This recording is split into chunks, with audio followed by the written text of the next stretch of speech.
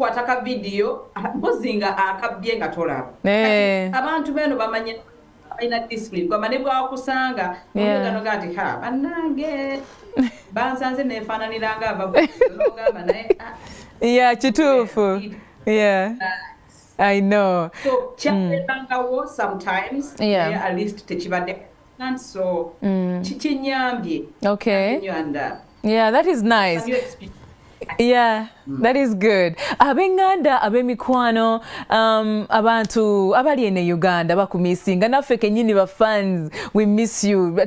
Ndoza bagamba they miss you, right?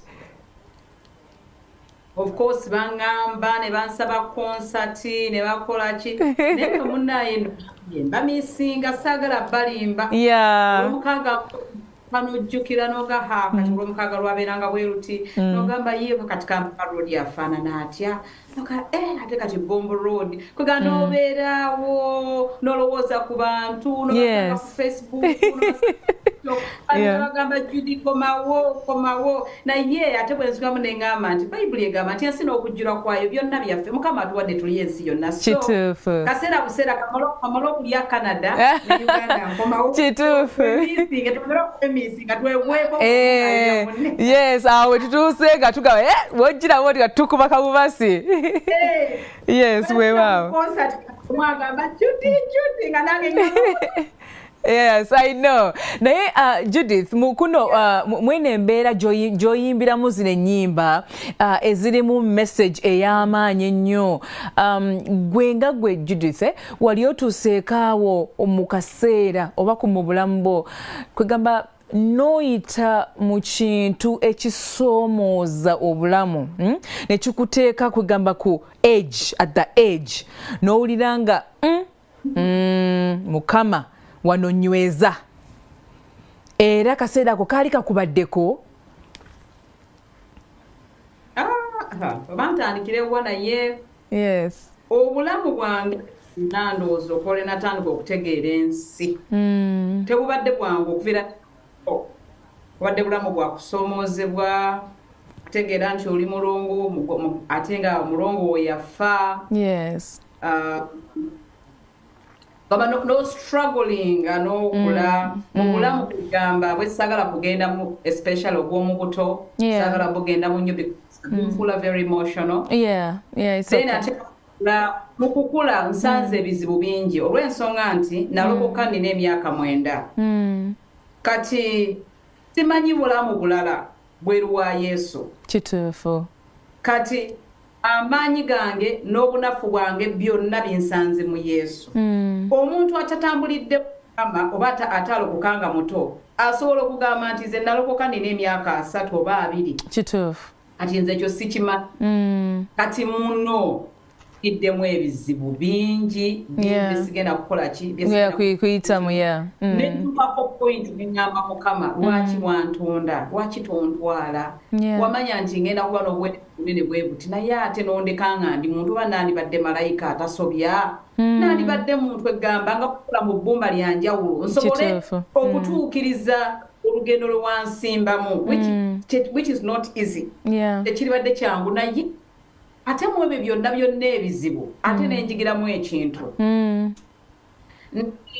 mu bizibu olw'embeera mu bizibu ebinene empime yange neyennyika nnyo mu Mukama nga ntandika okugamba nga bw'ogamba nti n'osimba amakanda owulira nga otandise okusimba ebigere mu luzzi oluzaala ennyimba ezirimu ekiriisa emmere z'abantu eyo mu mitamwana gye ntera okuzaalira ennyimba ennene nga bw'olaba Yesu beera nange nga bw'olaba ennyimba nga maama olulimba lwawala ennyimba nga nzijukira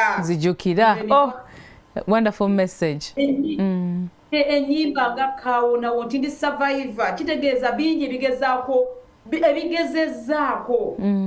naye nga ndi ennyimba nga omukisa gwa Mukama ezo ennyimba ziva wala ng'olaba nti against all odds when you look at yourself you were supposed to be a failure there was even no way that you could predict nti bwetwe ngenda katosobola kirowoozaako nti babiri endifuuka naye Mukama n'akireeta so ebyo nabyo nambiyiseemu naye kyenebaliza Mukama era mugamba buli kaseera nti bwebanga waliwo emitawaana endala egigenda okujja Mukama nsaba ompa amaanyi ngiyitemu kubanga nkirabyemu omukisa nti envaayo nyimba bambi ezingumya ate ezigumya obulamu bw'abantu bange tebawukana nnyo nabwe abantu abasinga sobola nti bwenziyimba nsanga bannange nsanga abawulira ekyo kyempulira nsanga abo abagamba kuno waluyimbidde nze so emitawaana gibaddewo naye mwebaza era nsaba nnyongera ekisa emitawaana emirala bwe gibanga gikyaliyo mu lugendo lwe yantegekera agireete muweereze nkole okwagala kwe naye nange nsigale nga Amina bannange weewaawo naye era nga mu kuyita mu ebyo byonna twebaza Katonda nti yaliwo n'akunyweza n'agamba nti Judith wange sigenda kuta you know so Judith, music war it cuts across all religions or it breaks cultural barriers buli muntu yenna mu kiti kyalimu music ono amukwata kugamba message it is stronger than you know any other forces naye ng'otuuse ku music oyo ategeeza ki eri ggwe ate kugamba inspiration eno ey'okuyimba ogijjawa music ono excuse me sorry music ono isokera ddala ategeeza gyendi music ebulamu gyendi it is life music alinganga gwebukka gwenzisa nti bwemba siyimba sitegeeza okuyimbira mu studio oba okuyimbira mu nkuŋŋaana z'abantu naye okuyimba bwe bulamu bwange nti buli situation ezaala oluyimba buli mbeera ate oluyimba olwo either luba lwogera ku mbeera oba luba lugulumiza mu ngeri gyampisiza mu mbeera oba luba lumpa essuubi nti embeera oligiyitamu so music ono bwe bulamu bwe mukka gwenzika kyekintu ekiyizaawo ne bwe mba nkaaba nenfuna oluyimba wakati awo ngenda okulira ate nga emmeeme ekkakkanyi you know then inspiration yange eri very very strange and funny yes but inspiration anatandika okuyimba awakanga ndowooza I remember myself nga ntandika okuyimba maybe around myaka 9-10 awo awaka walingawo waliwo omukyalo oba akyalina mulamu bamwitanga Jennifer Rush Jennifer Rush ng'ayimba oluyimba lugamba "'Cause I'm your lady and you are my man." Oluyimba iyo yaluddamu kakati yayimba oluyimba nze nga mpuliranga worship asulira luzungu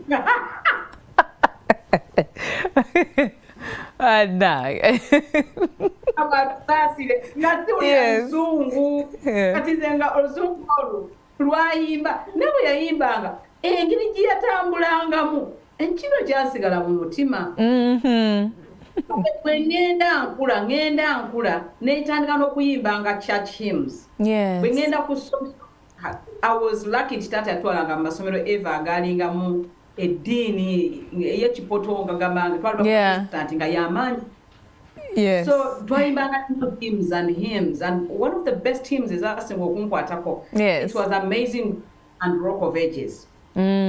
Rock of Ages played for me, let me hide myself in thee. Oluyimba olwo nga lulimu ebigambo ebizito nendwagala nnyo kati engeri gye lwagendangamu and plus Amazing Grace naziwulizanga enyimba waliwo engeri subconsciously or unconsciously za programming obwongo bwange to be receptive to sentimental music kati nesanga nga music enagenda empola kyekintu emmeme yange kyenyumirwa onadduka mwagala naye tatuula mu mmeeme nga muwuliza matu omanyi mu music waliwo okuwulira oluyimba n'amatu nabeerawo okuwulira oluyimba n'omutima oluyimba lw'owulira n'omutima lweno oluyimba lw'owulira ne lukufuula oba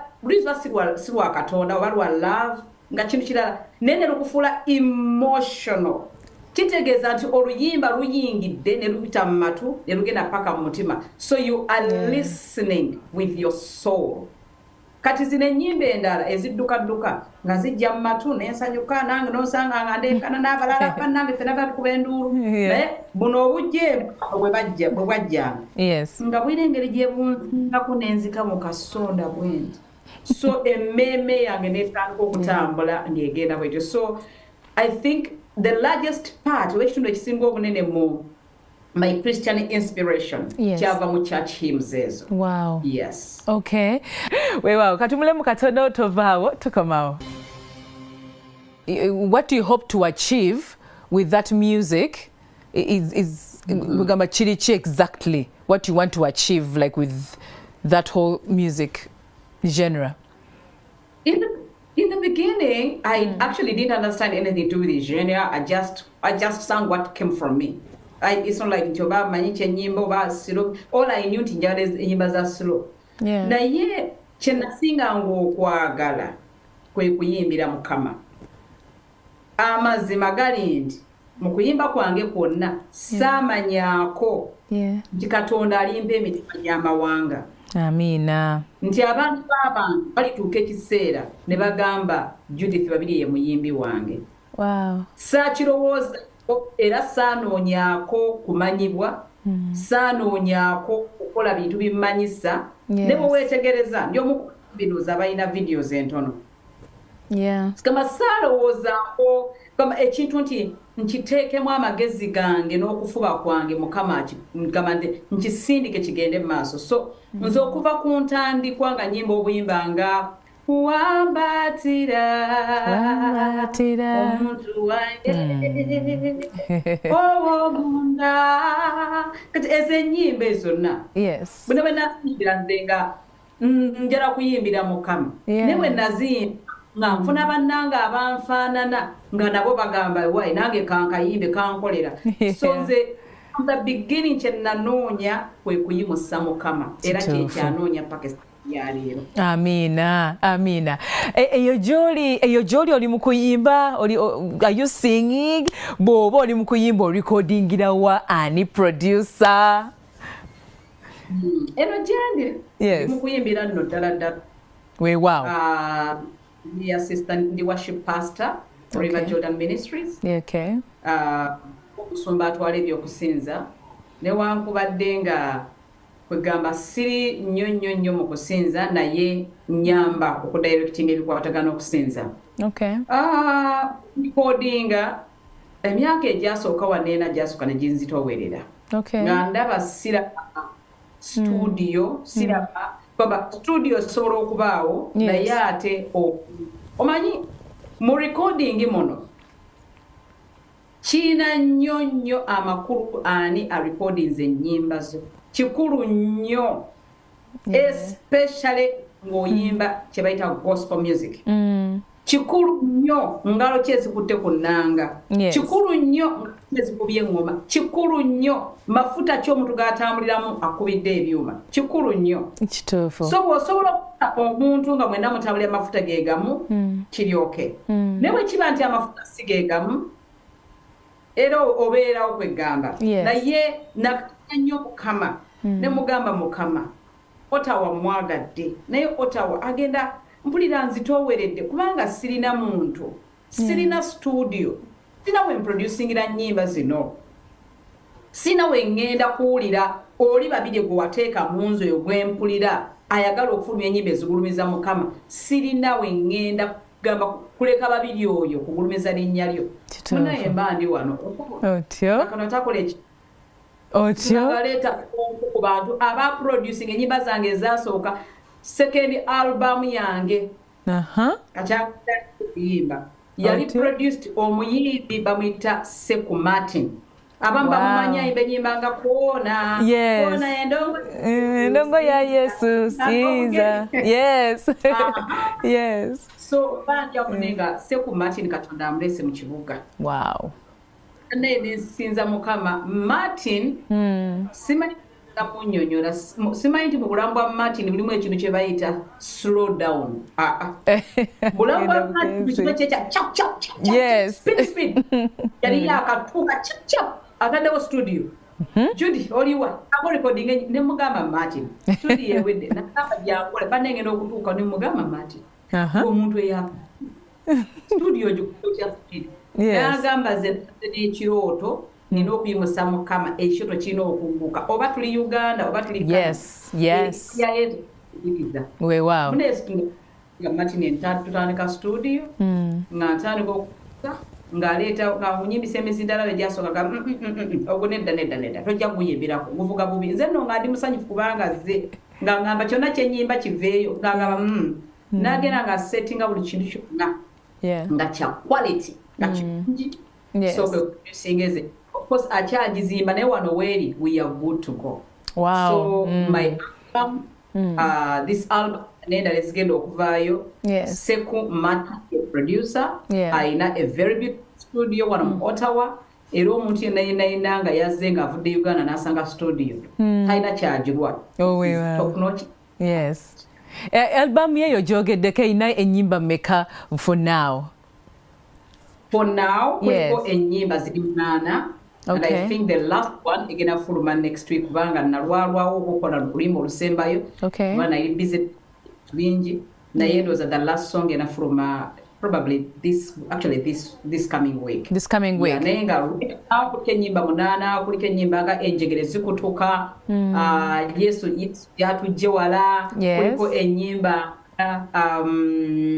erinnya eddungi kuliko ennyimba nga I will sing and praise Jesus will take you kuliko ennyimba obaddewo bannange kwegamba ero album kankubulyeko Stella waliwo ennyimba z'oyimba kale n'olira ng'oziyimba ennungi naye nga teziri personal naye album it is so personal mpuliriza oluyimba nga obaddewo I guess right. Gwatamanyi zange oyinza ziwulira saagala ogabe babiri nga awaana nnyo byandibanga n'ebiyimba biri awo tebinyuma mukwano nedda binyuma ebiyimba genda obiwulire birungi tebasobola butabiwulira genda ku Jupiter Media Musicals 1000 ogenda kuzisangayo audios and lyrical videos naye olimba nga baddewo Yesu nga ninganga Amanda Stella ojjukira nti wambuuzizza wali obaddeko mubulamu ekunyiga nnyo n'owuliranga otuuse ku kisenge ati zeze ennyimba olwo luyimba lwa obaddewo Yesu nalujja ndowooza 2020 nga ntunulira obulamu bwange okuva lwe natandika okutegeera nti ndi ku nsi paka wano neŋŋamba naye Yesu nandifudde nendaba emirundi gye nandifudde mingi nga sobola kugibala neŋŋamba nti Mukama Yesu obaddewo ng'obulamu nningangaamira Amanda gamba that is it's kind of like a proverbial kiringanga olugero gamba like it's like just it's an allegory nti okugero kwata obulamu bwo olowooze ng'otudde ku manda gw'olina okulya bannaye tegali ne bw'ogaddusa n'ogayisa mu kamwa tegamirika ne bw'ogayisa munda gakwokya kwegamba ngwa obulamu buli stage every stage ng'olingangaamira amanda ng'owulira obulamu buggwawo ate bw'oba omira amanda gakwokya gakulekera amabwa gakulekera ebiwundu gakulekera ne gawuna gakulekera enkofu ng'olaba buli bw'oyise biwundu bulumi kunyolwa nga bikaseera ejjira nettuka gamba n'obeera bwe butyo so oluyimba olukiikirira obulamu bw'oyiseemu nga kugambanga oli mu bulamu bwa bulumi bwakwejjusa bw'amaziga kugamba n'ekinyumira mu Mukama nti mu maati waliwo kye bayita graph ebeera bweti ekka n'eyambo n'ekka n'eyambo n'ekka n'eyambo kyekinyumira mu Yesu nti abaddewo kyova olaba nti mmaliriza chorus neŋŋamba Yesu weebala okunjagala kwegamba nga ndaba kagraph kambuse kagraph kana kabaddewo kati n'ennyambo kaleze waggulu Yesu obaddewo Yesu nga nningangaamira amanda kagraph kali wansi ne kambuka Yesu oyagala okunjagala kugamba n'ogamba naye Mukama singa eewo njagala omuntu yenna oyinza okuba ng'oli mu mbeera abaana tebasoma tolina woosula ennyumba bw'oba ogirina amazzi baagasazeeko amasannyalaze tolina mulimu tolina bw'otuuka tolina wadde n'ekikumi mu nsawo kwega ng'oli awo n'obuvunaanyizibwa Judith bungi nnyo basingle mothers nnyo basingle mothers bangi endwadde nnyingi nnyo abantu balwadde bambi no bali malwaliro eyo kugamba n'olabanga essuubi libaweddemu naye ate I feel like ng'era bw'okyogedde music oyo it is going to be a healing nga bw'onoogamba kapamba n'oteekako ku kiwundu n'onyiganyiga which is amazing. Yeah. So akapero so era kugamaze bwe mba nnyimba ezo omuntu omu yangamba ne Judith lwaki okaaba mu nnyimba ezo si kaaba lwakuba ki ziri personal ziri very personal nti waliwo abantu bensisinkana n'akugwa mu kifuba n'amala essaawa gamba ddakiika nnamba nga tannayogerwa ddakiika 2 ng'akugaabugamya ensonyiwa okukaaba naye nga agamba Judith oluyimba lwo lwampisa mu mbeera ng'omukazi single mother naye ng'olaba alina otetenkanya abaana bane neebaza abazadde mwebala omulimu gwe mukozi naye basingle mother baddiya ate mukisussizza munnange mwebale nnyo mukozi omulimu ekintu mukitute ne mukisuusuta nonengashiwa nti omwana tasula njala afuna ekyokulya ate n'anyirira n'afaananako nebibalabirira basinga omumaaza nga nze Mukama bwennyo omukiza buli omu Mukama omukiza temugaa nti babiri engaya buli omu amuwa omukisa naye singa omumaaza alina waasula alina waayita tuye tusukulumirako weewaawo yes also yeah kumanya Uganda era njala nnyo okwebaza baganda bange Evelyn Joan Rose bwe nali Uganda ne maama wange balingawo kati nze by then nalina omwana omu nga buli omu afaayo maama waali gaba tajula Canada wano Stella ebyera kyebaita okubasimba aya omuwuliramu paka ku kawumpo buli kimu I understand ambisa gw'omulabiramanyi yebaka gw'okugamba nga obuvunaanyizibwa bonna buli kugwe ne ngamba wow so single mother in a special way mukwebaza okwenjawulo ali nnyo n'abazadde mwenna abalina amakanga gajjudde wamu mwebale nnyo era mbasaba mwongere otwala obuvunaanyizibwa mu maaso amiina waliwo n'abantu basiteera ng'okola naye gwe breadwinner wawaka ng'ekika kyonna kitunuulidde ggwe ddala kituufu ate nga tebakoowa tebajja kukoowa kubanga obwetaavu siteera obulaba weebuli I know yes bakuwummuze naye mbeera yes esukka bisukka Judith bisukka Judith ompeyoko akapeera ku nnyimba zo ez'empya eziri ku albamu eyo albamu ogitumye linnya ki obaddewo I think obaddewo albamu ogitumye linnya ki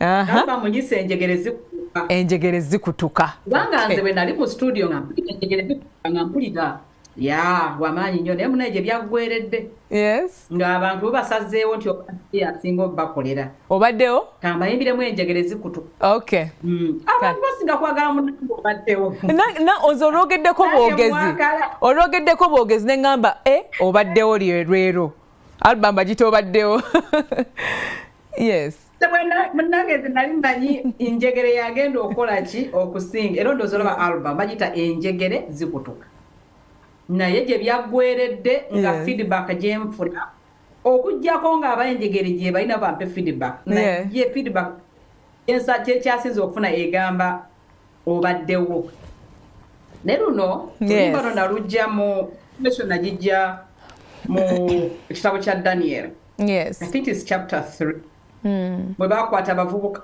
Shadrach, Meshach and Abednego ne basuula mu muliro kabaka Nebukadneza Okay. Abasuula muliro nayagala Katonda naye mu mbeera enzibu ennyo nga gwe naawe ndaba kati embeera gy'oyitamu gwampuliriza embeera gy'oyitamu eyinza okuba nga nzibu wandiba nga oli mu kkomera omwami baamusiba oba omukyala ali baamusiba wandiba nga oli waka temulina mmere omwami talina mulimu naawe tokola wandiba bakusazeeko ku mulimu buli omu yamanyi waayita wansi w'enjuba buli omu yamanya bwalaba akasana n'engeri omwezi gye gukola ki gye guziba bweru buli omu yamanya naye ku mbeera eyo abasajja tebeegaana Katonda nga naawe bw'oteekanya Katonda abantu abamu bagamba katubiveeko katukole tutya naye n'ogaa kansigale ne Katonda naye oluyimba bwe nalutunuulira mu bulamu bwange ne ŋŋamba amazima ddala n'embeera y'okusiba etya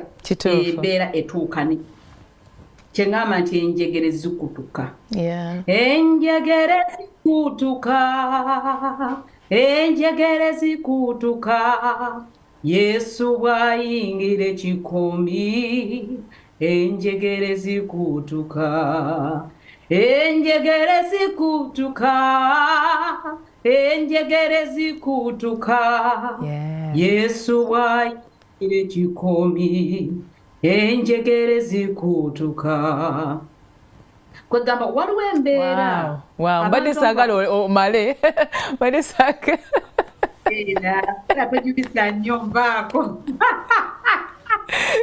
yes waliwo embeera weekuzingako efaanananga ekikoomi kati omuntu atalabangako nga bookya amanda ayinza okutategeera kye bayita kikoomi naye olunaku lwemuyitaayitako eyo mu kyalo gwakulidde mu kibuga waliwo ekikoomi ekifaananyi ekirungi kyenyinza okuwa nga bookya ttanulu y'amanda ekiriro ekyo nga kyonna kyonna kyaka nga kimumbujja bwekiti omanye ekiriro nga kyaka ng'omuliro gukutte tolina woyinza kufulumira tolina woolaga ng'olaba kufa ng'embeera ogirabe kusinzeeko tolaba ssuubi tebuli kyuka obulamu tebuli yeyongerayo tolibeera kugamba nga gwe wanika wagamba kati nze ndi kibumbe kya Mungu yamanyi lwalisaasira naye simanyi bwenfuluma naye kansigale nkakkiriza Mukama Yesu bw'ayingira mu mbeera kino njagala kikugamba ampuliriza alaba njagala omanye sigala ng'okkiriza nze singa Katonda takola sitera nandibadde sikyamwogera kubanga byempiseemu byo bingi saagala kulimba naye singa Katonda litakola singa abantu sikyabayimbira nnyimba zino sikyabazzaamu maanyi naye muteeka busanduku ne Bayibuli n'enjiggalira ngamba munnange mubeeraawo naye kubanga mulabye many times emirundi mingi ng'ayingira mu mbeera yange so bwe ŋŋamba ekikoomi ntegeeza embeera ey'akazigizigi ng'ekuzinzeeko nga tolina tolaba bw'ogenda kugaggawala tolaba bw'ogenda kufuna mulimu tolaba bw'ogenda kuzimba nnyumba tolaba bw'ogenda kubeera tolaba bw'ogenda kuliisa baana tolaba bw'ogenda kubajjanja buli kimu nga embeera nzibu ekituufu naye wadde embeera ng'eri bwetyo bw'okkiriza Yesu n'atuula mu mbeera ye Yesu ayinza obutajja Yesu ayinza obutajjanja Yesu ayinza obutajja ku Lwakusatu Yesu ayinza obutajja mwaka naye njagala okugamba in the appointed time ye mu kiseera kye yagera yakuviirayo kituufu takeerewa Katonda alina obudde bwe waliwo omusajja atera okunyumira ennyo alina ebintu gamba alina wisdom obwe gwayogera bamuyita Muzeeyi Magala Magala nsesa ayogera ku Katonda nempulira nga nfense nayogera ekigambo ekimu amwogerako ati namuvaako ate namubanja yateeka ku nsi banoga Muzeeyi Magala ansesa naye yayogera waliyo abantu bwe batyo naye yamuvaako yanteeka ku nsi kulenkaanira simubuuza ntuli okutunuulire Magala mulongo okubuulire waliwo yagamba nti fe mu kyaki oba tugamba okusaba nze sinsi nina ebizibu bingi nnyo omusumba watuuka okusaba nga ngamba Mukama gyebale ate munaye nkugamba eki ate munaye ebizibu obiraba ebito mukama oli otya eyo okitegeera yeah naye nga mukama mulungi I know Tena wotani kati omugambe kirenti omuli byonna nga biri awo naye keep the faith ngukiriza ndajja kukola kituufu amiina ayo munikyo omwana wo oyo omulwadde yakujjanjaba amen njagala nkubuulire simanyi naye ekikomi kijja kuteeka sweetheart amiina yes amen Judith munange bino ebintu byetulimu bino ndowooza byakubeera nga olina essuubi because n'abantu nga wetuva okwogera n'abantu abalina essuubi nabo batuuka ne liggwawo ate maybe ye kenyini n'alyemalamu n'agamba omanyi nsabye naye tebali kikyuka nze kambyesonyiwe naye ate Judith wagamba nti sigenda kuva ku mukama nolwakubadde omuliro nguyiseemu gunjokyeza nina ebiwundu omusaayi guzze sigenda kuva ku mukama osigadde otya onoobeera relevant yete nga abantu abala bava ku luguudo ku course ku jani ne bagivaako naye gwe osigadde otya ng'oli relevant Judith ekintu ekisookera ddala ekinkumidde ku mukama ngenda kukozesa an allegory which is very hard omuntu alina okuba anjagala ategere kyengenda okumugamba nina enkolagana ne Katonda nga enkolagana eya taata n'omwana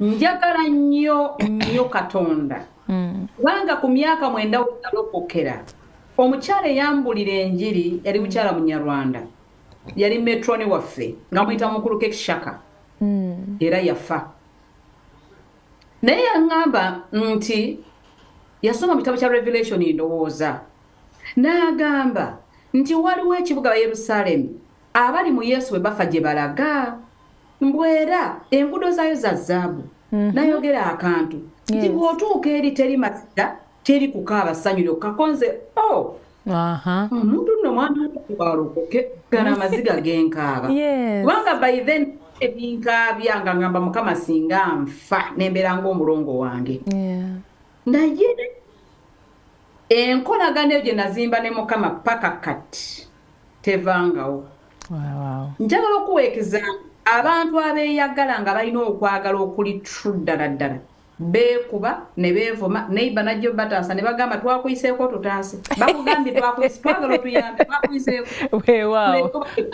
it happens olumala okwekuba buli omu n'anyiga munne ebiwundu ne beetwala mu ddwaliro ne badda ne bafumba emmere obawulira bali ku bukukuli ku bukule bwe baseka n'ogamba high five nga ziyita ogaye lindako nabale nnyo n'ogamba bannange byabaagala na bizibu so njagala okukizaayo wali nina omukwano ne Katonda nti ne bwemba nga ki is that part of my life gye saagala kuluzinga nfuba okulaba nga nkola buli ekyetaagisa okulaba bwe kiba nga kyetaagisa kwenenya nenenenya bwe kiba kyetaagisa kusaba nensaba bwe kiba kyetaagisa kuwaayo nempaayo nfuba okulaba nga nwana mu bunafu bwange obungi obutali butuukirivu noonya okukola okwagala kwa Katonda amiina era nkikola nkiyisa mu kusaba siteera essaawa gye bayita essaawa ey'omukaaga midnight okuva ssaawa mukaaga paka ssaawa mwenda w'ekiro eyo essaawa omuntu yenna ng'oyagala okubeera omusajja oba omukazi ow'amaanyi mu bwakabaka bwa Katonda ng'oyagala okubeera omuyimbi ow'amaanyi kale nga gwe ekiroto ky'ogamba njagala kubeera nga babiri njagala okutegeeza nti osobola okubeera nga babiri ate ne babiri n'omuyitako kubanga ate nze nina obunafu bwange ate gwe wandibanga obunafu tobulina obwo nanibanga nina ebinnema naye ate gagwe tebikulema kitegeeza ng'osobola okubeera ow'amaiso ekinkumidde ku mulamwa tewali kirala nsoma ekigambo kya Katonda eyo ebbaluwa ey'omukwano omwagalwa wange njagala ennyo my first love gye yandekera ye Yesu Kristo tosobola kubeera mu mukwano nga boyfriend bwakuweereza message ku simu togisoma gwe togiddamu wefudde Kalaudia mb'omwagalira mu emotion na mu mutima tomuddamu bw'akuba essimu tokwata nakyala wefudde Kalaudia boss mwana mulenzi oli eri ogamba nze nina munaye mukazi wange bwaweza message toddamu tomanyi Valentine tomanyi birthday tomanyi birabo waddeneka airtime akubita tokaweereza naye oli eri ogamba nino tekisoboka Bayibuli egamba nti ebyensi bituyigiriza ebyeggulu kati na omuntu yenna onaategeera otya Katonda wo onaategeera otya byayagala onaamwagala otya ye onaategeera otya nti naye gw'oyagala akwagala nga tosoma bbaluwa ya mukwano gye yakulekera ebbaluwa y'omukwano gye yatulekera omulungi ye Bayibuli amiina eyo n'omanya bw'akwagala n'omanya bw'aba aluddeyo olina kye wakoze oba yenkola nti oluusi takeera naye ng'ate takeerewa olina okumanya aŋŋamba nkole ntya okusaba kuno nsabe ntya yoona ŋŋamba okusaba Yesu ye yabisabayo n'osooka onoonya Luka essula ey'omukaaga nti olwagiranga bw'ati akawungeezi kasita ekiro kyatuukanga ng'agenda ng'asaba ekiro kyonna mb'obudde bwakyanga ku makya emisana n'alonda abayigirizwa kitegeeza ono gwengoberera naye yasabanga kitegeeza naawe osaba siri mutuukirivu nedda nina obunafu bungi naye neerwanako neefuba okulaba nga nsaba neefuba okulaba nga nsoma Bayibuli ate neefuba okulaba nga buli ekyetaaga okutereeza nga kiri mu maanyi gange nkitereeza so kyekintu kinyambye okwekuumira waggulu ate n'ekintu eki buli lw'okwata omutima n'oguwa Katonda Katonda akwata omutima gwo n'agugaba mu mitima gy'abantu kati nze kubanga Yesu namuwa omutima kati ye ogwange yagukwata naguteeka mu mitima gy'abantu kyobola nti terobereyo n'ogamba Judy wanyumizaamu kono olwali n'osanga n'agamba nze mu Judy kwenfiira ndi tiimu Judy oba nkaaba naye ekyo kikolebwa mwana wa muntu ekyo Katonda yakukwata n'akugabanya mu mitima gy'abantu kituufu so nze kyenfubira okulaba kwekwasa Katonda nenkola kyayagala kati ye n'akola okwagala kwe munze n'akusaasaanya mu mitima gy'abantu amiina weewaawo Judith abayimbi eno tuyina ab'enjawulo aba gospel era nga bw'obamanyi of course ebisoomooza bwebiri ne progress nayo weeri gw'olowooza gospel industry mu Uganda eyimiridde etya ku ggwe nga ggwe Judith? First and foremost, njagala okwebaza Mukama Katonda olw'abaana bayimba gospel. Ekisookera ddala gospel industry mu Uganda ekyali y'amaanyi nnyo y'amaanyi nnyo. Lwaki njogera bwe ntyo? Enkola y'ensi si enkola y'eggulu. Ate ffe bye tulaba ku maaso si Katonda byatambulirako. Tetulabisa maaso ne Katonda yalabisa mwoyo. Kituufu. Ekisookera ddala abaana ba gospel Uganda baweerereza mu bugubi obuzibu ennyo. Omwana n'aba ng'omulaba agolola essaati n'asiba ekikalu naye nga n'ekikumi mu nsawo talina tamanyi bw'anaalya asula ku mwana akazigo kasulamu bamugoba ng'embeera mbi naye n'agamba sijja kugenda kuyimba nnyimba ddala kannemere ku Yesu kyokka n'endala zimubula naye ng'afuna ezimutwala mu studio. So gospel industry erimu abayimbi ab'amaanyi ne besimanyi mannya. Nnyinaze Bugembe waali ayimiridde. Gye bali Angela Dixon, Justin Nabosa, Pastor Herbert Twina, Isaac Ssenyonjo, waliwo omwana omuto bamuyita Kisaache Becky. Yayimba oluyimba lwonna lumuwandiikira mu I don't know, I think it was 2000 something. Nasina kuva Uganda. Oluyimba lugamba mutukuvu Yesu mutukuvu. Naye Becky yayimbye oluyimba nange nentuula ne ngamba Mukama nkwebaza nti sinze yaluyimba. Wow. Yaluyimbye n'alumpisaako nti nange bwe ntuula bwe nti. Lwe luyimba lwe ngamba kano yakakoza atya. So gospel industries kyendaba olwaleero ey'amaanyi naye nga egenda kweyongera ate okubeera ey'amaanyi kubanga bayibuli egamba ffe tetuva mu bunafu tuva mu kitiibwa nga tudda mu kitiibwa so gospel genda bigamba bwe ntunulira bwetyo omuganda agamba nti akaliba akendo okalabira ku mukonda so gospel industry y'amaanyi mulimu abaana abavubuka nga bale Dixon abantu ogamba bwe bayimba n'olaba nga generation eno ey'abato yonna basande bagizza ku Mukama ne wabeerayo kati ate bano abaluddemu mu industry ogamba n'olaba nga there is a balance wakati there is a generational balance so nze ndaba industry mu Uganda y'amaanyi all right oyogedde ku kwabo abaana abavaayo kisakye gwewandiikira oluyimba ne bano abali mu gospel industry bano ba Brian Lubega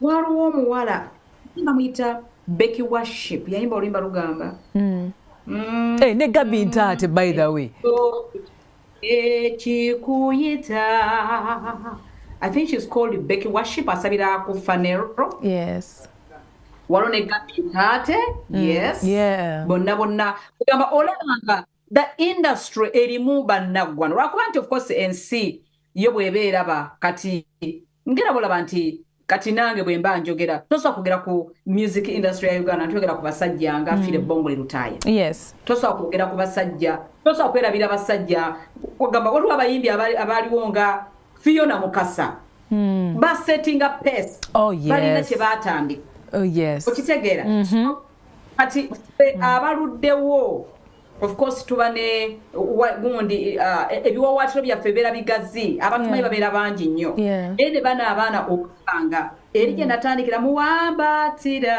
as a budding star I see great men and great women rising out of the gospel industry weewaawo tugenda kuwummulamu katono Judith bwe tukomawo tweyongere okunyuma ne Judith atubuulire biki ebigenda mu maaso alina albamu empya akyali tukyagamba oba agiyite obaddewo oba enjegere zikutuka naye nkimanyi nti of course mujja kubamu byo everything works for the good of those who love the Lord weewaawo katumulemu katono tovaawo tukoma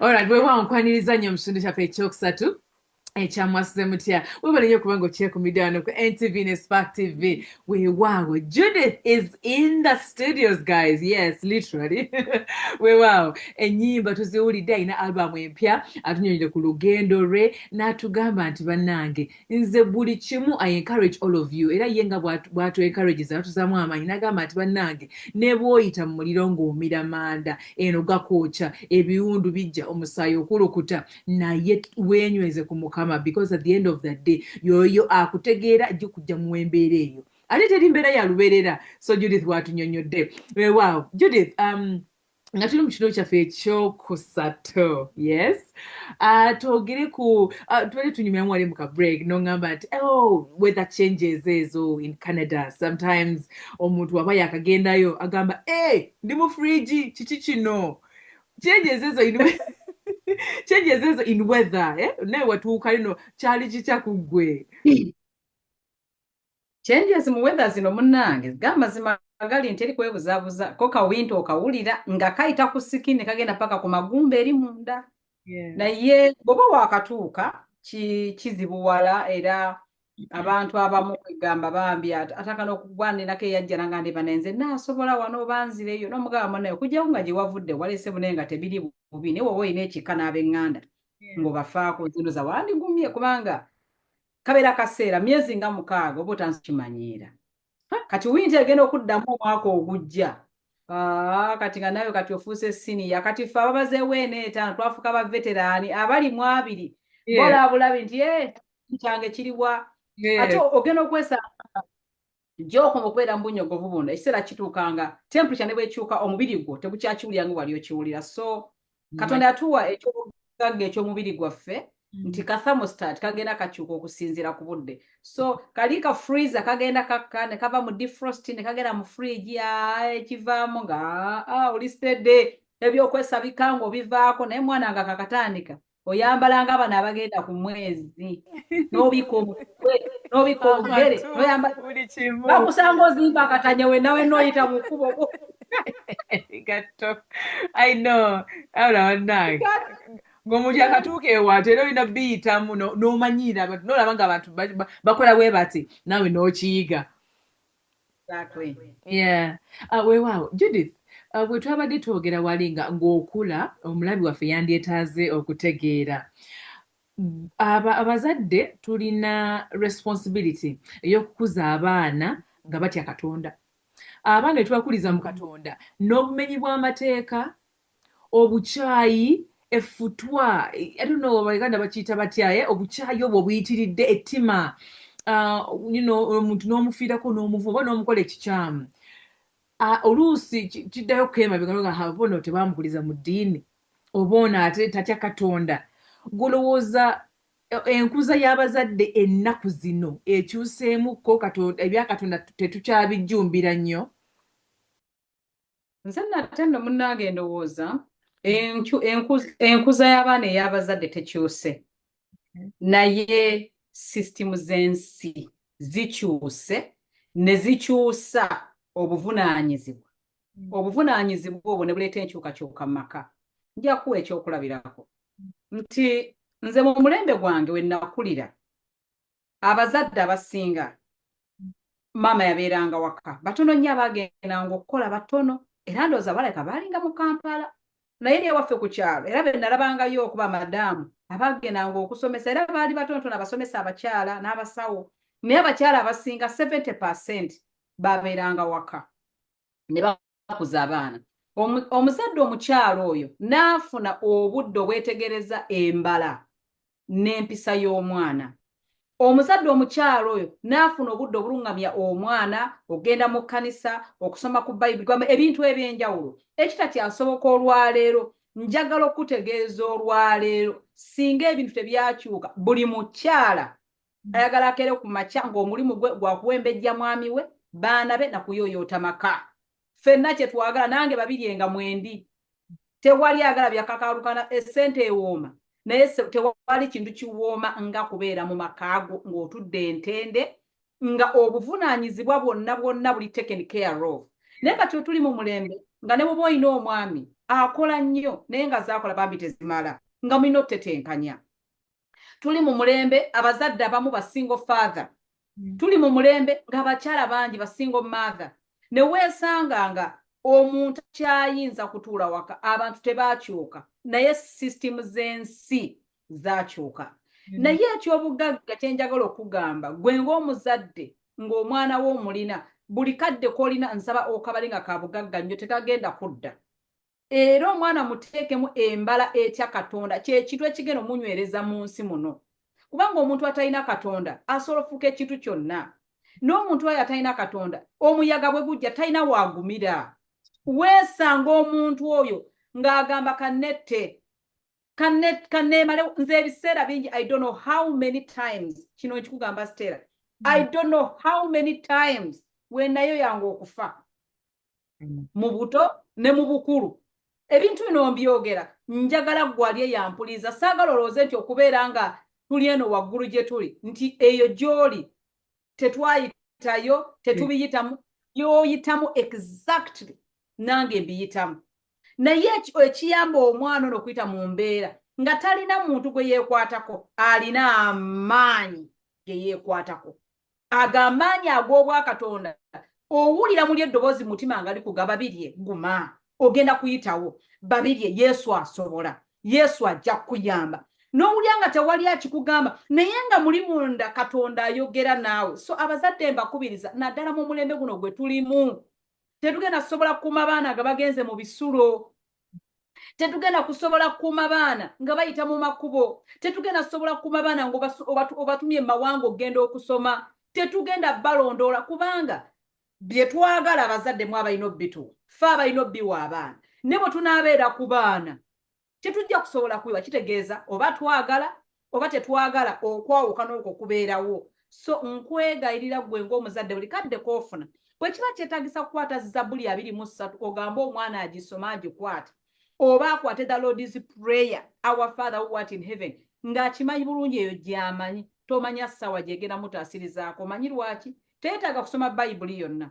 yeetaaga kumanya Katonda n'oba n'ebyokulwanyisa bibiri by'omuwa muwe Zabbuli 23 kikukubiriza ekyo n'omwene the Lord's prayer ti our Father who art in heaven kitaffe ali mu ggulu erinnya lyo litukuzibwe biyigiriza omwana omanyi lwaki essaawa yonna bw'erituuka ffenna tukimanyi oba oli musajja mukulu oli mukyala mukulu embeera bw'etabuka maama bw'aba waali n'ogamba kanzijukire Katonda wa maama wange Katonda gwe yandaga yaliwa maama bw'aba taliiwo n'ofukamye n'ogamba Katonda wa maama wange oba Katonda wa kitange gwe yandaga yaliwa era eyo omwana gy'ajja okuyimiririra eyo kati omwana bw'omuleka bambi oba omulesa ensi mutaagule abaana bafuuka babbi bafuuka batemu wati omutima guno tegulina kyegumanyi sigambye nti ligwokuliza mu Mukama nti ajja kuvaamu bulungi kubanga era bw'akula asalawo bayibuli egamba nti omwana mulage ekkuba ettuufu ne bw'alikula talirivaamu kitegeeza wano wakati asobola okubula naye mu maaso eyo asobola okudda so gwekola obuvunaanyizibwa bwo ng'omuzadde omwana mulage Katonda ebisigadde obirekere Mukama.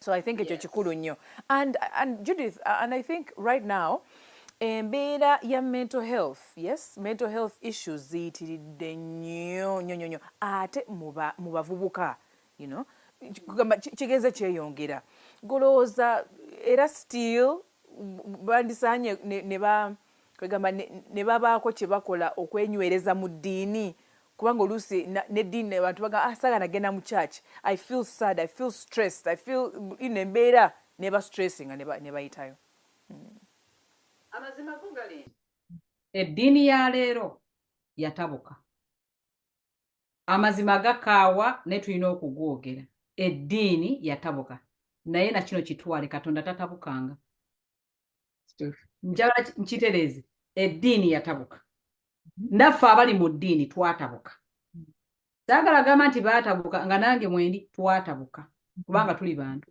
naye Katonda tatabukanga abavubuka olwaleero bali mu mental health issues ate si be bokka n'abakadde n'abakulu eno ewaffe eno gye tuli tekirina kiva eri wansi paka kinene nnyo n'okusinga e Uganda naye omuntu aba talina Katonda nga bwe atuuka ku kisenge buno obulamu bwaffe Katonda yabukola nga butuuka ekiseera kasita embeera ebuyitirirako ne bukuba switch omuntu n'atabuka bbulu n'ayingira mu red n'ayingira mu green black n'akwata kati mu mutakyalaba gy'alaga abamu ne bagamba ze kanywa obutwa kaneetekemu omuguwa obasanga babala essente ez'empapula ku kkubo omusanga kugamba nga abantu bakola ebintu n'olowooza nti muba kiki naye nga mental health nze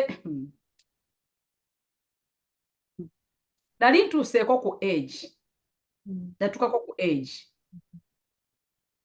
natuuka ku age of depression kati kino njagala nkyogere gwali eyo alaba bw'omutunuulira abantu nga bayita mu bintu saagala gereza ku bayimbi b'e Uganda naye katwogere ku bayimbi abalala nga abaafa ba Michael Jackson abayimbi ba mukyalo gwe nali njagala ennyo Whitney Houston n'abalala bangi buno obulamu waliwo ebintu ebikusukkako nga toyagala biraga nsi naye nga ensi oyagala ogiraga make-up ogiraga olugoye ogiraga obwalo obulungi maama ogirage kakondo kwegambanga buli akula agamba maama biryoke naye tewali kintu kizibu amaanyi g'oteekamu to hide the truth behind a veil amaanyi ago g'oteekamu okukweka kiri ekikunyiga olaga ensi ekifaananyi ekirala ab'emikwano abantu bangi bakiyitamu abamu kibantu bamusanga teyazuukuse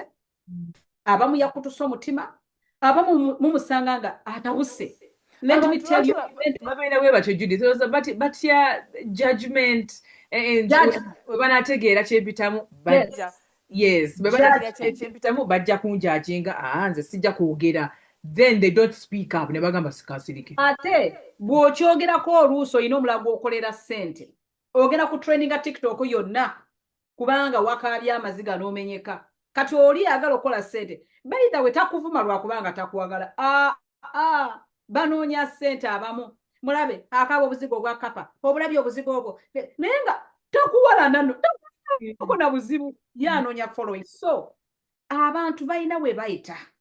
Naye nsaba buli muntu yenna ng'olina mental health issues, first and foremost, si kyakabi genda mu ddwaliro bakuyambe.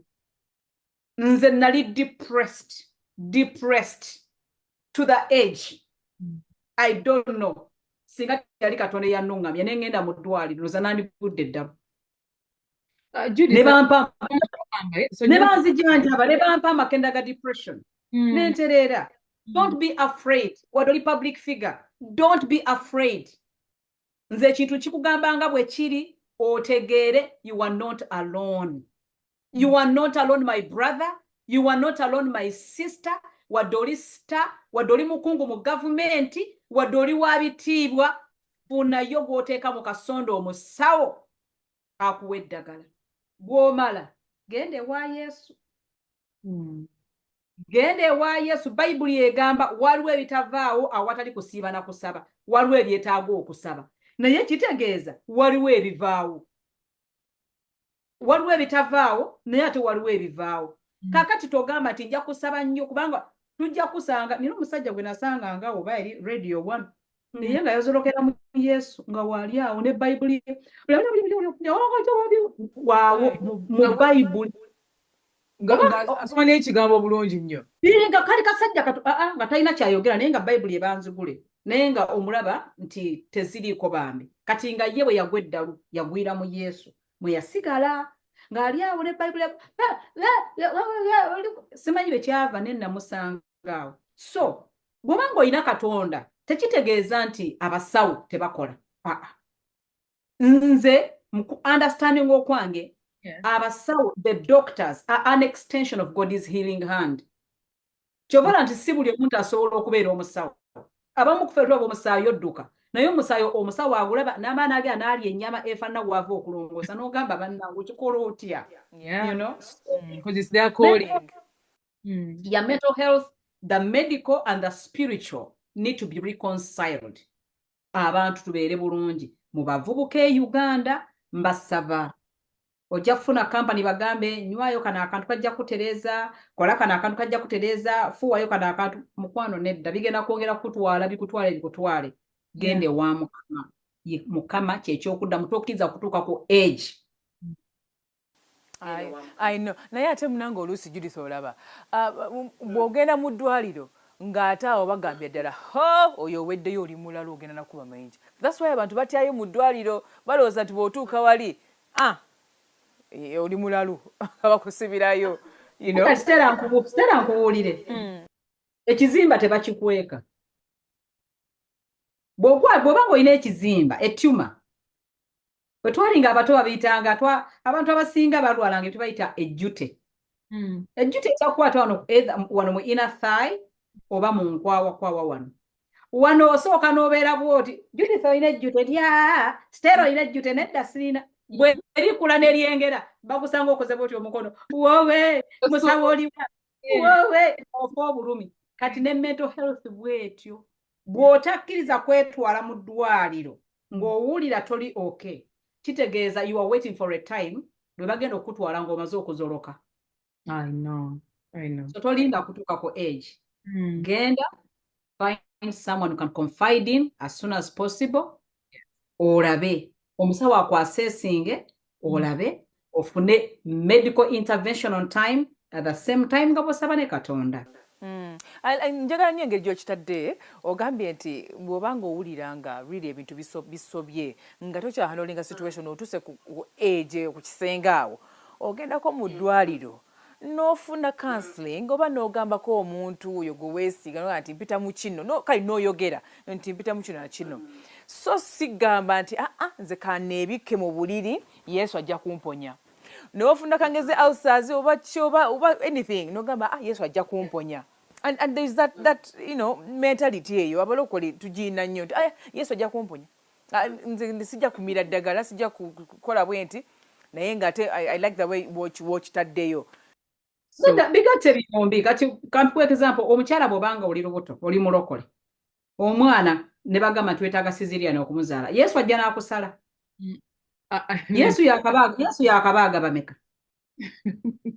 Okubaagayo. akuteerawo abantu ne bajja ne bakubaaga ne bajjamu omwana. So mulokole tokisussa nnyo, genda ofune obuyambi mu basawo at the same time nga bw'osaba, kuba Katonda yakozesa bano abantu bonna okulamya.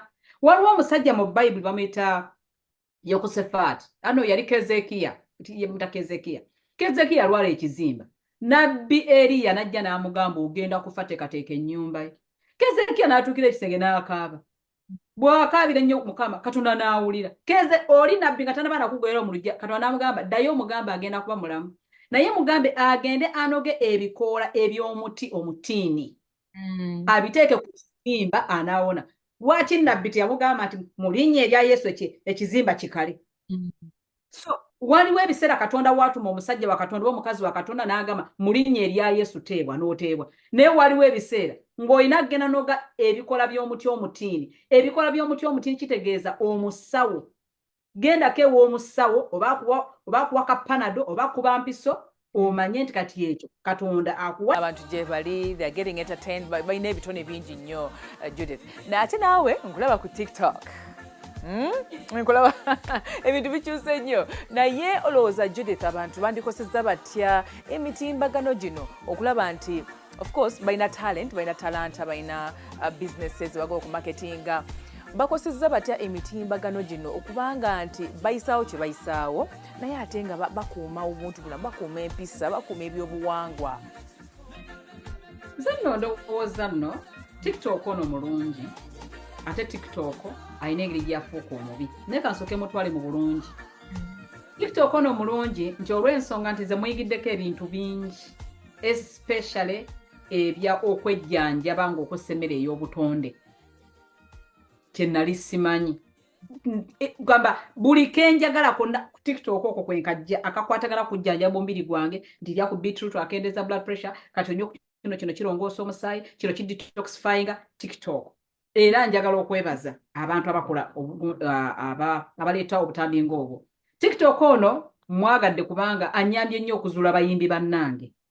So mulungi nti atambuza message. Waliwo w'obeera nga olina ekibeerabeera kiri awo, oluusi omisinga b'e Kampala, oluusi ogamba owulira ogamba jalagendako mu kyalo naye oli Canada, ganga wenna owulira wadde oli Canada naye ekibeerabeera kikkubye, you miss home. Amazima googere you miss home. Yes. N'olyoka oteekako n'osooka ova mu baana abaffe n'ogera n'osanga basudde. I know. Olimba bwakadongokamu n'owulira buli obwaffe butyuni ddala leka bino ebyekizunguzungu bye twamodera naye buli obwaffe butyuni obwo n'obeera okwo n'owulira n'owulira ewaka n'olaba Nandujja n'olaba ku Bugembe n'olaba ku Ghetto Kids n'obulabako Ghetto Kids nga bwekuumula bw'omalira okwirabanga byo ekibeerabeera kiri kyakweddeko ng'oseka. Ate TikTok kye mwagaddeko amazima gali nti oba Uganda muli mutya naye ffe abali eno bannange TikTok ayangu otutegeeza ebiri e Uganda. Ku speed oba oliawo tuli wano aba live omanyi bo tebaggwayo, tuli wano eno kaakati tuli wano biri Kampala. So mulungi naye ate obubi bwa TikTok waliwo oluusi lw'osangako abaana nga beemokkola ekigambo kinene naye nkubulaba omwana akyogera ate muto nnyo nga bulungi mubalagavu. N'olyoka osanga oli n'avuma nono n'aleeta n'ogamba yii bannange ate byakwevuma kwegamba. Ndowooza TikTok ono waafuukira omubi kasita kiva mu bintu ebigasa omubiri ne kiyingira mu bintu ebirumya obulamu bw'omuntu, kulumbagana, kuvumagana, ebintu kwegamba ebyo ebirumya emmeeme. Omune bwe yafuula ow'amaanyi olaba nti yeegumya amugamba nze byo ngamba tebinuma. Amazima gali nti bulamu bwe yeebaka n'ogikuba bakuvumya ennyindo ye ennene ng'ey'ababiri. Ab'emikwano owulira obulungi naye ddala ennyindo ddala eringa ng'omuwula gwaffe bw'otuula bw'otoga kakoma ne kakuyingira and those things derailing mental health y'abantu mpola mpola. So njala okubiriza abantu ffenna abakozesa TikTok mukola omulimu ogw'ettendo era oba emitimbagano emirala TikTok n'emitimbagano emirala n'emitimbagano emirala tugikozesa okwezzangamu amaanyi. Abamikwano njala obbabuulira tolaba nti ebintu bingi bibuze. So many commodities are scarce. Naye ekiri scarce mu nnaku zino kye bayita love and kindness. Ebintu ebibiri ebyo okwagala. What is kindness? Ekisa. Yes. Okwagala n'ekisa bikendedde mu nsi. So olwogera ku mutimbagano ffe okulaba munno muzzeemu amaanyi. Kati juzi wano nabadde ku TikTok live oba omuntu abadde na ssimu ki omanyi bw'oba ku TikTok live kuliko different filters kati okusinza ku ssimu yo ye quality y'ekifaananyi ky'ofuna. Omuntu oli n'angamba najja mu inbox n'angamba mami I come in peace. Bambi saagala soogera bubi naye mami ka makeup ako kendeezaako kayitiridde. Namugamba thank you but I think there was either it's my phone or your phone. Kubanga nze newange ekifaananyi nga kiyitirivu nga kirungi kati we simanyi. So kati olaba omuntu ng'oyo yaŋŋambye ekintu naye nga akireese bulungi naye omulala agamba naye bannange ebikazi bino kyona kyona kyekubye makeup okitegeera nga yandibadde akulabulamu ngamba si message eriko obuzu naye ng'egyogireeseemu. Yeah, I know. So mbasaba tukozese okwagala. Bane tukozese bambi waliwo omuntu omugatana muntu amugambako nti I love you. Naye omuntu akola ka TikTok n'agamba gwolaba TikTok yange essaawa eno omwagala omulungi njagala omanye nti newankubadde tolina akwagala essaawa eno Mukama akwagala nze nkwagala omuntu yakantu. I think we can do better and spread love and kindness with, social media instead of putting each other down. Wow. Judith, twawulirako anti the old YouTube channel gye walina ya bagihackinga? Kyaba kityawo. Nalina YouTube channel yange nga nkyali Uganda naye tebagihackinga. Bwe nave Uganda abantu abali bagimanaginga ne bagitunda. Bwe bagitunda omuyimbi omu gyali e Uganda yakolagananga n'omwami bamuyitanga Wilba. Ndoza ne bagitunda. Kati bwe ntuuka ene Canada twogera nze sinnamanya omanyizi babiri esimanyi bwe yaye ekyo ekizibu kyange nze abantu mbatwala ku face value nga bw'oli bwe nkitwala nti simple. So nabayitanga bannange. Twasibanga nabo ne tugenda okubya ebifaananyi naye nga nze simanyi nti bo bakola kintu kirala. So bwe nvaayo ne ntuuka wano ne mbabuuza ne mbagamba mumpe ku logins ne lufuuka lutalo era nampereza email emwenge egamba sina kineetagisa nnyimba zo biki naye kanninde omuntu bw'anaakomawo agenda zikuwa. N'aŋŋamba nti omuntu alina logins bamuyita Scorpion. Okay. Simanyi. Ne mugamba kale kanninde paka kati. So YouTube ngiraba bwe mbateekako pressure bagikyusa era ojja sanga olusebeera praise and worship Uganda I think wa praise and worship olusi nebeera Judith era ogirako nti Judith babiri bagenda bakyusakyusa amannya naye si yange bagibba.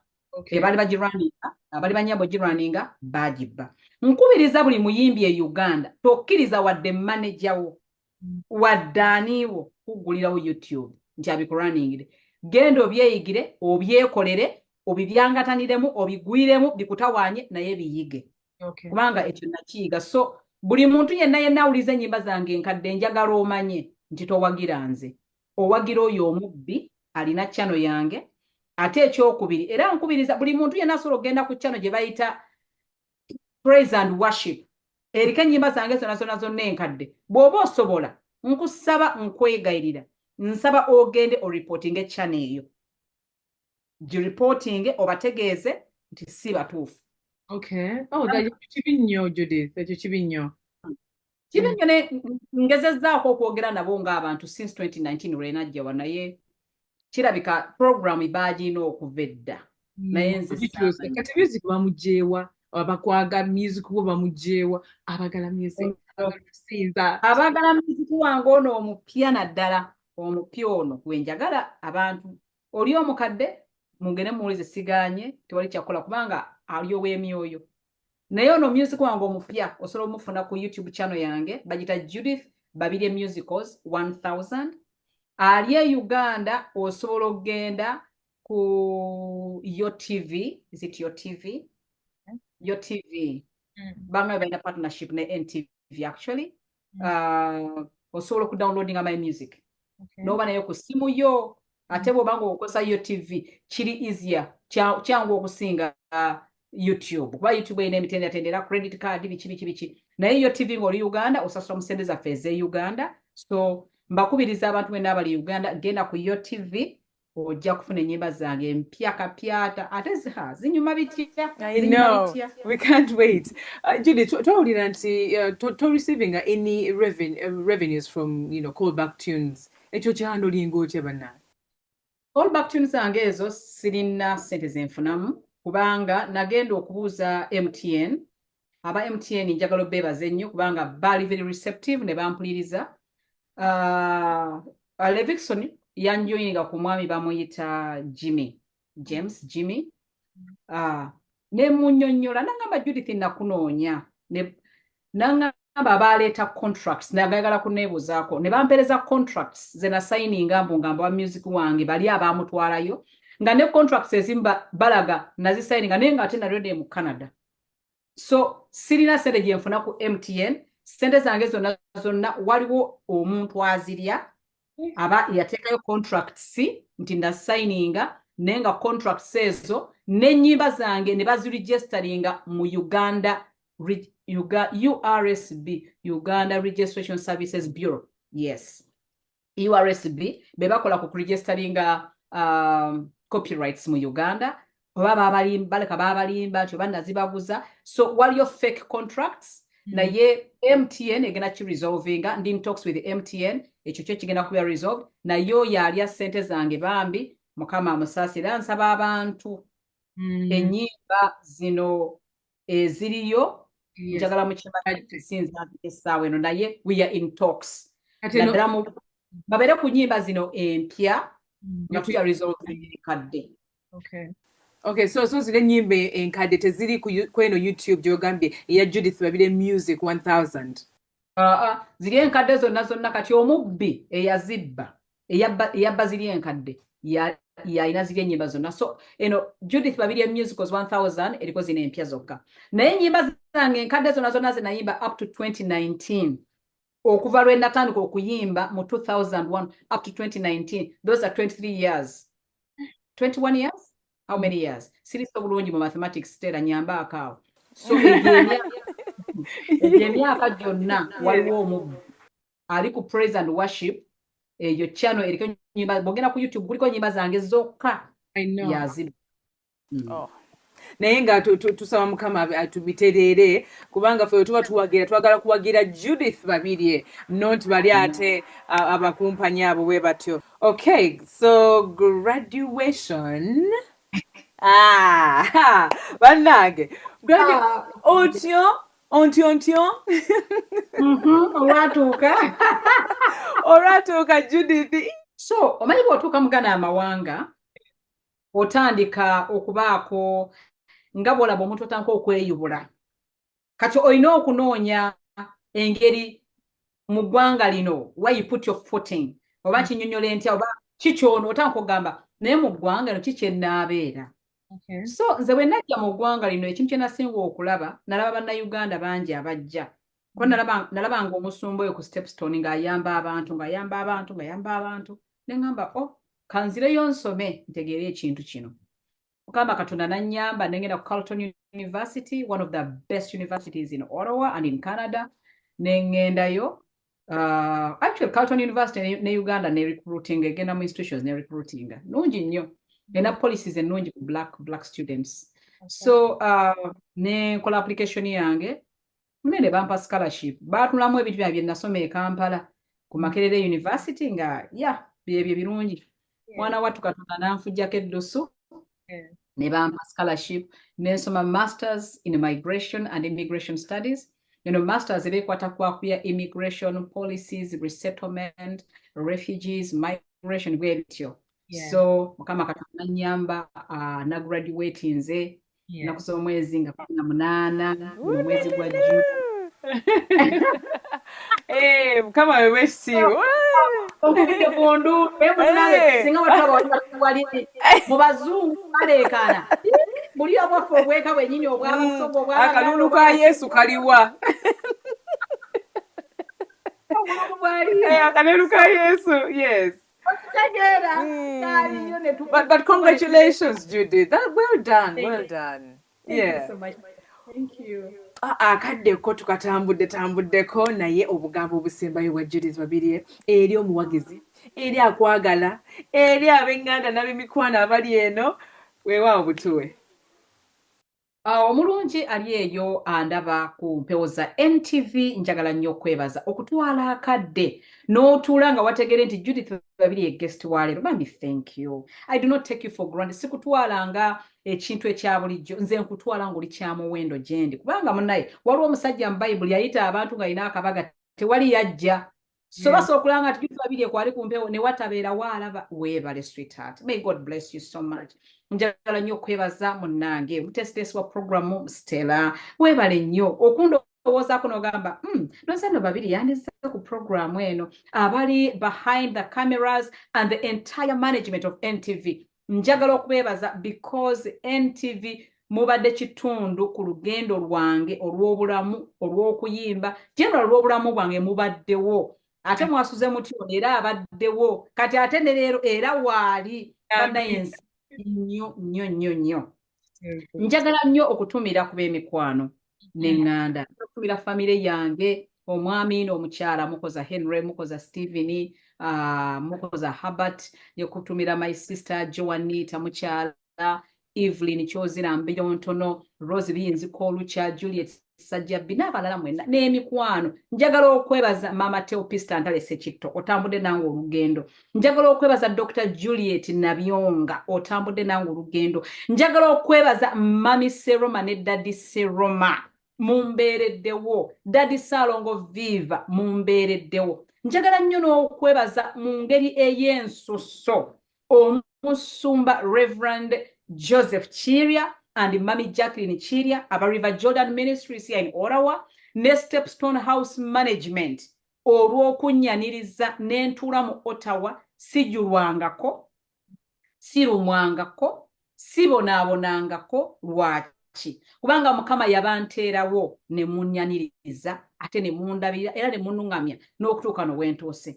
Bannaye saagala nve ku mpewo zino nga sikusabuddeeko ggwe ali awandaba. Njagala nsabe Katonda wange ono ankoledde ebyekisa eyanzija mu kawala ak'omukyalo eri ennyenga nandeeta kati ndi mutuuze wa Canada. Nsaba Katonda abikukolere kankusabireko. Taata omulungi mu linnya lya Mukama waffe Yesu Kristo nsabira buli musajja nsabira buli mukazi akaseera kano kitange awuliriza eddoboozi lyange.